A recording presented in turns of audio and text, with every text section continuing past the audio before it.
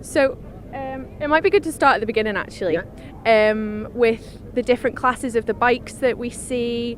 I'm a complete newbie to this lot, and you did explain to me very kindly how the different classes work, but I had 3 beers and I can't remember any of it. I've heard terms like super stock, super bike, and then people have used super stock parts on a super bike. What's going on there?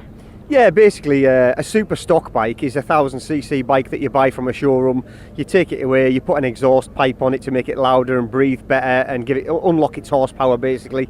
Super bike is the similar bike but with lots and lots of modifications that cost a lot of money. But in this day and age now, the super stock bikes are so good that you can more or less get away with a stocker in most superbike races on the roads. Not so much sort of short circuits, but definitely on the road scene, a super stock bike is definitely adequate. So super bikes is something that we can expect people who are sort of who are quite established in their careers, maybe, so they've got sponsors, they've got people behind them who are prepared to put that kind of money, to invest that kind of money in them.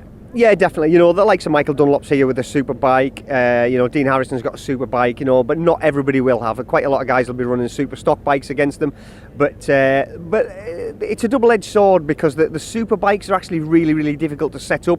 Very powerful. You know, 230 horsepower, and you know, getting one set up. There's so many different things that you can alter and adjust that you need a good team around you that can follow your riders' feedback and then get the best out of it. And with a super stock bike, you've got a stock bike and you just get on with it basically. A few tweaks here and there, but you know, there's lots of different things you can alter, like spring rates and damping, different damping rates for compression and rebound and all sorts of different things. It is really technical actually, but when you've been around the job a long time, you sort of understand it all. Yeah, I was going to say that's another language. I don't even. I can imagine, but I think I'm probably coming up with some pretty eccentric ideas of what all those things are.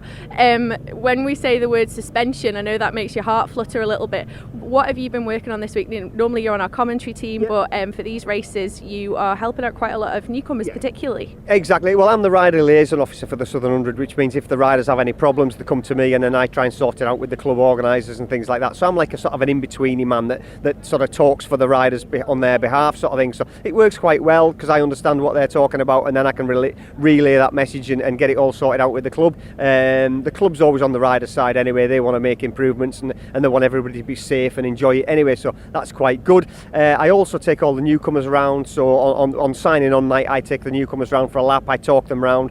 I let them know all the sort of road markings that I used as my markers for braking points and apexes and cornering points, stuff like that.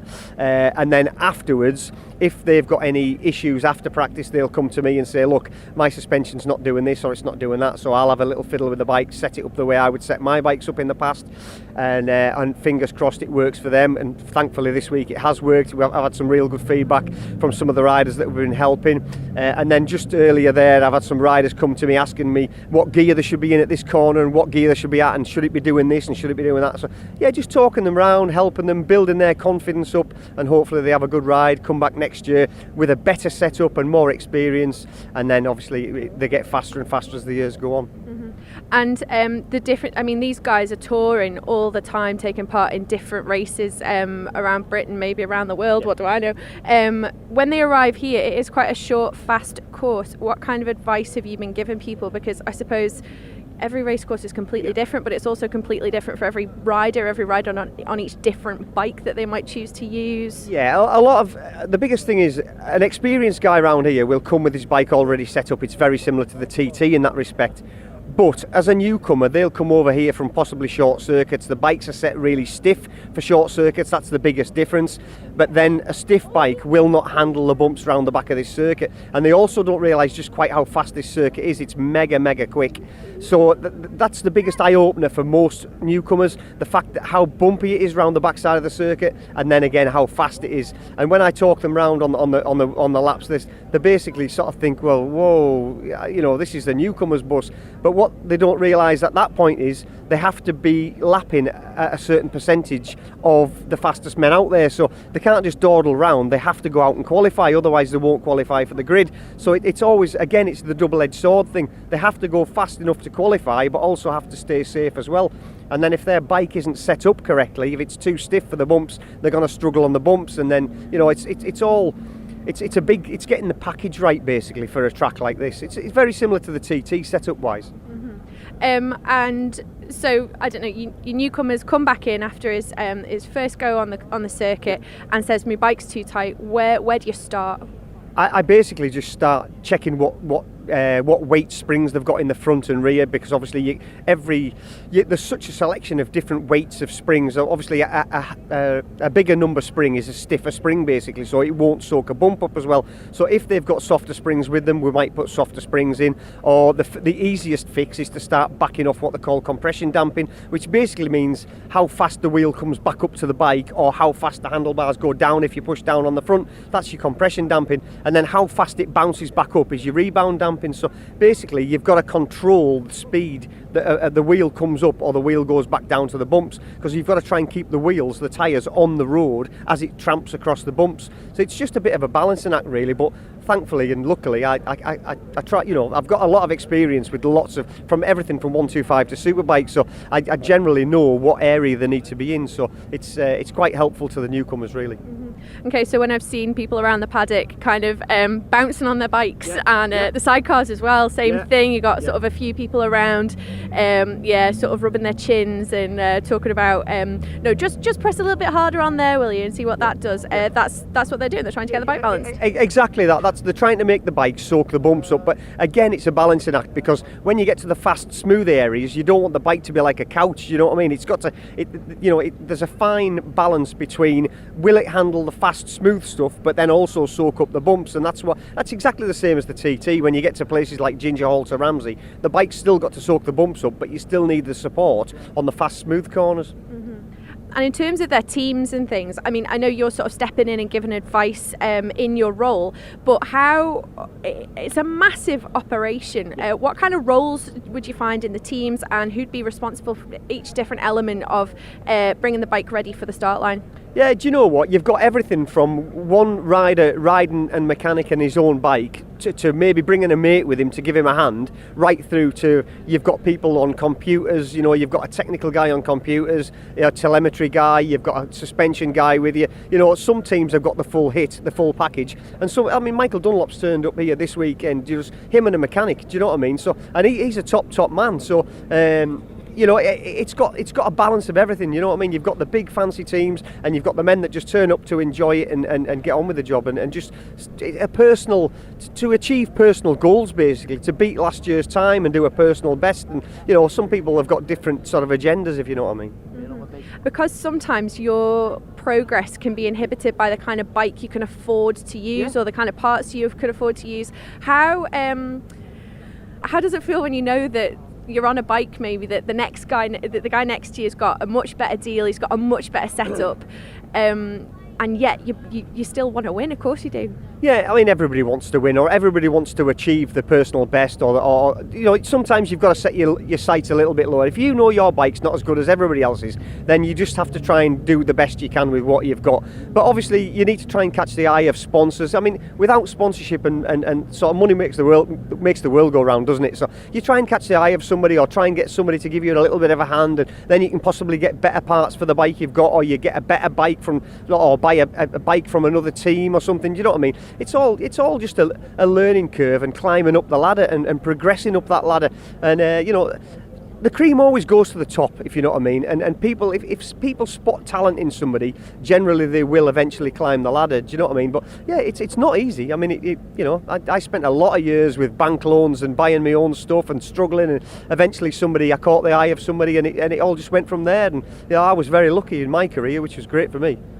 So if you're looking to start racing, you've got the talent, you've found people who want to get behind you. How much do you have to stump up to even be able to consider starting? It depends how many meetings you want to do. It depends what meetings you're gonna do. You know what I mean? But to come to a level like this, you're gonna need, a good 600 now to build. I don't know, between 20 and 35,000. I would have thought for a 600. Don't get me wrong, you can get them cheaper than that. But if you're gonna go out and get a good one.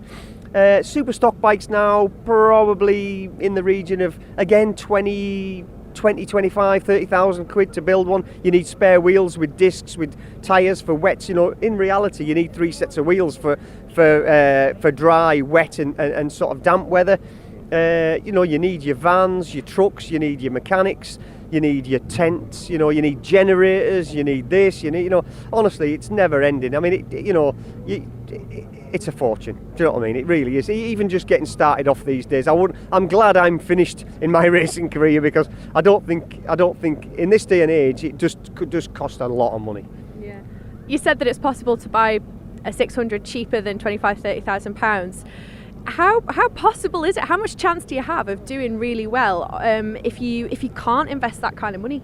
Yeah, well, do you know what? Like we said earlier, you've just got to set your goals a little bit lower and think, you know what, the Dean Harrisons, the Michael Dunlops, they're going to be gone, and you just need to be the best of the rest, if you know what I mean. So that's when you've sort of got to be realistic and think, do you know what, I can finish top 10 or I can finish top 15 and let those guys go, because you just know that you haven't got the equipment to match them or to run with them. So you've just got to sort of set your goals a little bit lower. But you can go out and buy a new 600 now for probably £9,500, but then you still need 3 sets of wheels, and you still need this and you still need that. So you're still on that ladder of spending a lot of money, if you know what I mean, even for a standard bike. Mm-hmm.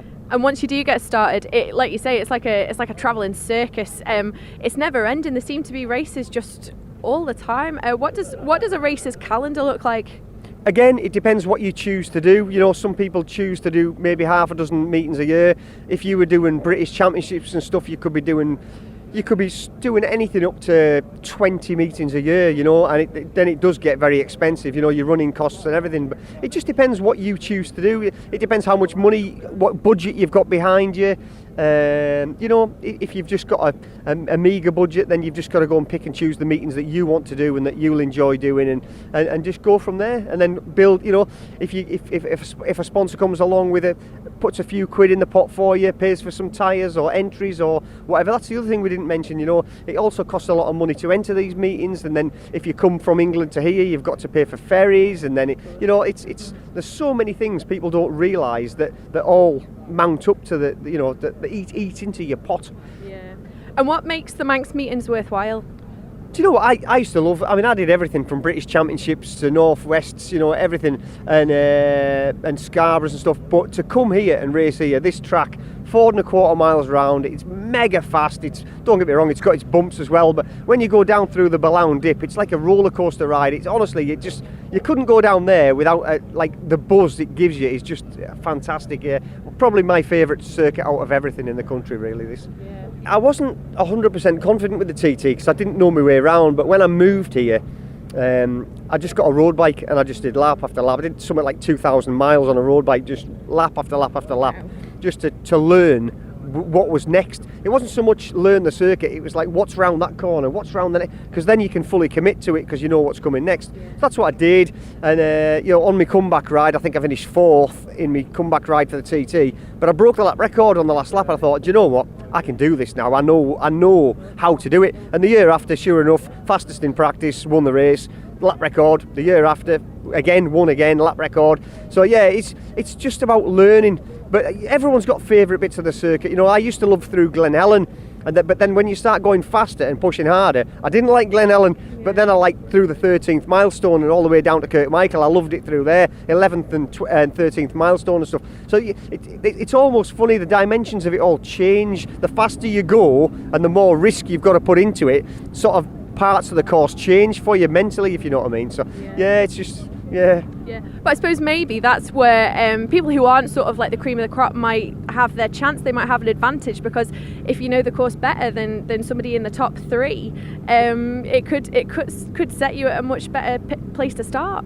Yeah, definitely. The guys that live over here, I don't think maybe they realise how big an advantage they've got, the fact that they can travel on the roads all the time, and it just gives them that heads up. Like I said earlier, it's important to know what's round the next corner, because at the TT you're travelling so fast that, like, if it does start to go wrong, it goes wrong really quickly. So it's really important to know where to apex the corner and where you can sort of pinch an inch and that sort of thing, you know what I mean? There's all the technical side of things, but then mentally, emotionally, physically, how do you prepare yourself to be sort of at your optimum for each race? Do you know what? A lot of people have different ways of doing it. It's a really personal thing, to be honest. I used to just try and keep as fit as I possibly could be, mentally and physically. I did a lot of martial arts and stuff when I was younger, which was good for the mind as well, and good for self-confidence. And sometimes you've got to be a little bit bolshy and a bit self-confident, and sometimes there's a bit of mind games goes on as well, and like you said, it's emotional as well, and you've just got to really. I used to dig deep, basically, and I was my own worst enemy. I always wanted to win or do as the best I possibly could, and sometimes it turns you into a selfish person and maybe not the nicest guy to be around at times, but the end goal is wins, and that's all that ever mattered to me, and some people aren't bothered about that. Some people are just glad to go out and finish wherever and enjoy it, but just winning was everything for me. And it's a funny old game, when you talk to the racers, there's not one of them in this paddock that's not here. They all love it, with a passion. Yeah. And yeah, we talk about the camaraderie a lot. It's although you're in it to win it, you want to be the best. There's good support for each other. It's almost like a team event in many ways. Yeah, if a rider's stuck for some parts or whatever, people lend each other stuff, they help each other, Sometimes if there's a big rivalry, you might just hold some parts back that you haven't, you might say, oh no, sorry, I haven't got one of them, but not very often, not very often. Like you said, it's a big family. It's almost like a travelling show, isn't it? Like travelling family, and everyone gets on well together. And if somebody's suffering a bit of pain out, everyone suffers the pain. If you know what I mean, it's a bit. That's the way it is. Yeah, and we were a bit disappointed this year as spectators and commentators with the bad weather we had at the TT. What does that mean for the teams? Because until that race is called off, you must have to treat it as though it's, every race is the biggest race of your life, and you must have to have the same attitude, the same approach, I imagine. Yeah, do you know what? It actually it mentally burns you out in a situation like that, because you mentally build yourself up to give it absolutely everything you've got, and then all of a sudden it's like not going to happen. So then you come back down again, and then it's maybe going to happen, and so it does have a mental effect on you. It almost tires you out mentally. But, yes, we had bad weather at the TT this year. That Thursday was great. They got all the races done, which was good for the spectators and good for the riders. I think the organisers did a great job to get that day running and run. I think they did a great job, really, and I don't think the spectators were that disappointed. They found other things to do, and they were here for the festival. It's not just about motorbikes going down Bray Hill, it's all the other things going on that the people can enjoy as well. How do you see motorbike racing progressing into the future? It seems as though the speeds are just getting higher, the bikes are becoming more powerful, it just sort of gets more and more and more. How far can it go? Do you know, I think that's a question a lot of people would like to have answered, but I honestly don't know. I know insurance is the biggest thing these days. People getting hurt or worse, it never bodes well for insurance companies and stuff like that. So I hope it lasts forever, but I've got a sneaking suspicion it probably can't. But let's hope it doesn't. Let's hope it doesn't stop in the very near future, if you know what I mean. What sparked it for you, and how did you decide that this is what you wanted to be part of? Because it's a massive commitment. It's not like it's an easy. It's not like it's an easy job and glamorous at all times. No, I'm from a racing family, My granddad, my dad and my uncle all raced cars, and I think my dad wanted me to go racing cars, and I had a little dabble at it, and it wasn't really for me, to be honest. And I started off doing motocross, scrambling back in those days it was called. All my friends had motocross bikes, and I started off doing that. And I actually came over to the TT to do a motocross in between practice and race week, and I saw the road racing bikes, and that was in June, and I literally went back, and by July I had a road race bike and started. And it never stopped. I did 32 non-stop seasons, and I just never stopped racing. And it was just, to say it was a passion, it was a, do you know what, it was a passion and an obsession, and the faster I got and the better I got at it, the worse it got. So I was a proper racing addict, I'm afraid. Yeah. Well, I can imagine it's often the way when you speak to the people who are at the top of their game. It has to be all consuming. That's the only way for it to work. But then, of course, worst comes to the worst, things go wrong and perhaps you sustain an injury. How do you get yourself through that? We've seen a lot of riders we're very fond of find themselves in difficulty. How do you get yourself through a patch like that? Personally, if you injure yourself, all that matters is getting back on the bike. I'll be honest with you. It doesn't matter what you've broken or how sore you are, you will do anything to get back on the bike. I've seen me get back on. I broke my leg once, and I was supposed to be in plaster for 12 weeks. 2 weeks and 6 days, I hacked the plaster off with a screwdriver and went racing.